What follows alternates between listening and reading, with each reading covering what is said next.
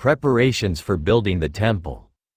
When Hiram king of Tyre heard that Solomon had been anointed king to succeed his father David, he sent his envoys to Solomon, because he had always been on friendly terms with David.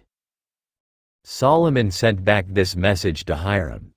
You know that because of the wars waged against my father David from all sides, he could not build a temple for the name of the Lord his God until the Lord put his enemies under his feet. But now the Lord my God has given me rest on every side, and there is no adversary or disaster. I intend, therefore, to build a temple for the name of the Lord my God, as the Lord told my father David, when he said, Your son whom I will put on the throne in your place will build the temple for my name. So give orders that cedars of Lebanon be cut for me. My men will work with yours, and I will pay you for your men whatever wages you set. You know that we have no one so skilled in felling timber as the Sidonians. When Hiram heard Solomon's message, he was greatly pleased and said, Praise be to the Lord today, for he has given David a wise son to rule over this great nation. So Hiram sent word to Solomon, I have received the message you sent me and will do all you want in providing the cedar and pine logs. My men will haul them down from Lebanon to the sea, and I will float them in rafts by sea to the place you specify. There I will separate them and you can take them away. And you are to grant my wish by providing food for my royal household.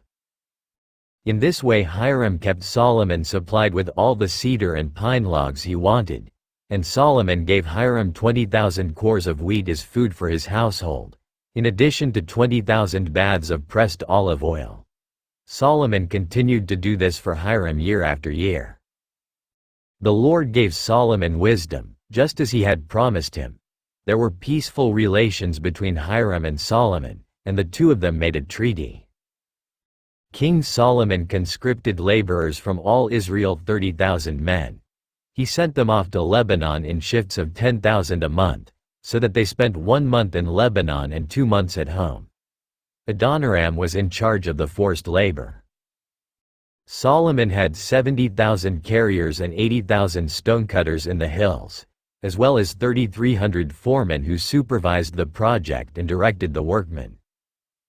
At the king's command, they removed from the quarry large blocks of quality stone to provide a foundation of dressed stone for the temple.